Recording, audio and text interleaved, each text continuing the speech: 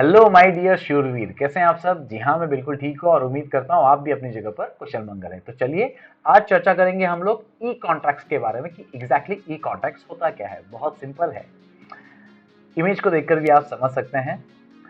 Contracts executed electronically, electronic वे में अगर आप कॉन्ट्रैक्ट एग्जीक्यूट करते हैं that is the E contract. That means draft भी आपने इलेक्ट्रॉनिकली किया है और साइन भी आपने इलेक्ट्रॉनिकली किया है, मीन्स इलेक्ट्रॉनिक फॉर्म में किया है। ठीक है, अब इसकी इंपॉर्टेंस क्या है। यस ऑफ कोर्स यार, it saves your time, cost and reduce your paper work. बहुत सारी चीजें हैं जिसमें कॉस्ट इफेक्टिव होता है, वो आपका बचाता है। पेपर वर्क जो है बहुत पेपरलेस काम हो गया ना ये आपका, तो ये बहुत अच्छी बात है। ठीक है, और सबसे इंपॉर्टेंट तो टाइम है। टाइम तो सबसे इंपॉर्टेंट है, प्रीशियस है ना। आप एक जगह बैठे हैं, दूसरा बंदा दूसरी जगह बैठा है, फिर भी आप अपनी अपनी जगह बैठकर भी इलेक्ट्रॉनिक मोड में क्या कर सकते हैं, कॉन्ट्रैक्ट का डील कर सकते हैं। कितना इजी है। चलिए एग्जांपल से समझते हैं। ये है हमारे संता जी और ये है हमारे बंता जी। तो संता जी ने क्या किया, एक एग्रीमेंट ड्राफ्ट किया कंप्यूटर में, ठीक है, और सेंड टू बंता जो आप उसके बिजनेस एसोसिएट हैं, किसके जरिए, मेल के जरिए, और बोला कि ये मेरा ऑफर है, if you are agree then just accept it. Banta goes throughout the agreement, places electronic signature and send back to Santa via mail showing acceptance. Simple है। मान लीजिए संता जी ने एक एग्रीमेंट ड्राफ्ट किया और उसका पीडीएफ है ना, उसको पीडीएफ बनाकर जो है मेल में अटैच कर दिया और बोला कि सर ये मेरा ऑफर है ना, आपको अगर पसंद आ रहा है तो इस पीडीएफ को ओपन करके आप इसमें साइन कर दीजिएगा और वापस से पीडीएफ बनाकर आप मुझे मेल में रिस्पॉन्ड कर दीजिएगा। That's it. और यही हुआ। संता जी ने मेल किया, पीडीएफ अटैच किया, बंता जी ने मेल ओपन किया, पीडीएफ को ओपन किया, उसमें सिग्नेचर किया और सिग्नेचर करके वापस एक पीडीएफ बनाया और पीडीएफ बनाकर उसी मेल में भेज दिया और कहा कि I am agree with that. So that call contract signing with the help of email. Is that clear. तो ऐसे ही जो है ना बहुत सारे मोड हैं जो मैंने एक तो आपको मेल के जरिए बता दिया। इवन नॉर्मली मालूम है, अगर आप जस्ट ओके भी बोल देते हैं, I am agree with that proposal, आप ऐसा भी अगर मेल में लिख देते हैं तो भी वो एक्सेप्टेबल है। Is that clear. तो ये ईमेल की गाथा है। दूसरा है वेबसाइट फॉर्म्स। आपको पता है आज की तारीख में आप बहुत सारे ऑनलाइन शॉपिंग्स करते हैं, है ना, सही है ना। कुछ नाम तो आपको अपने आप ही याद हो गए, अमेजोन, स्नैपडील, फ्लिपकार्ट, मिंत्रा, है ना।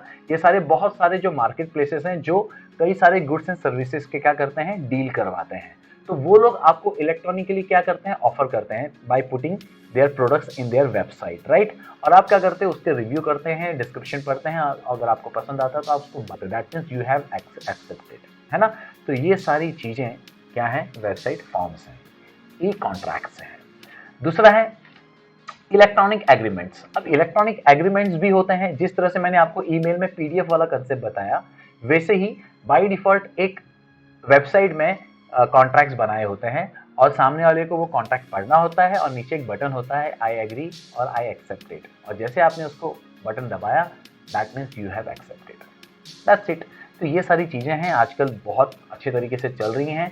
आप एक कंट्री से दूसरे कंट्री में भी ये डील कर सकते हैं। This is the power of electronic moves. और सबसे इंपॉर्टेंट बात यह है कि इसके एसेंशियल्स क्या होंगे।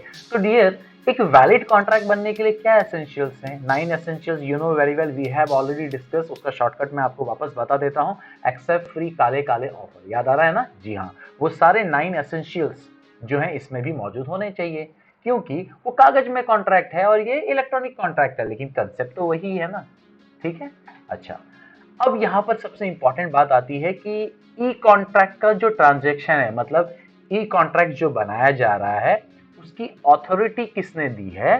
तो उसकी अथॉरिटी दी गई है एक कानून ने, that called information technology act 2000। जी हाँ, इंफॉर्मेशन टेक्नोलॉजी एक्ट 2000 के अंडर ई कॉन्ट्रैक्ट किया जा सकता है।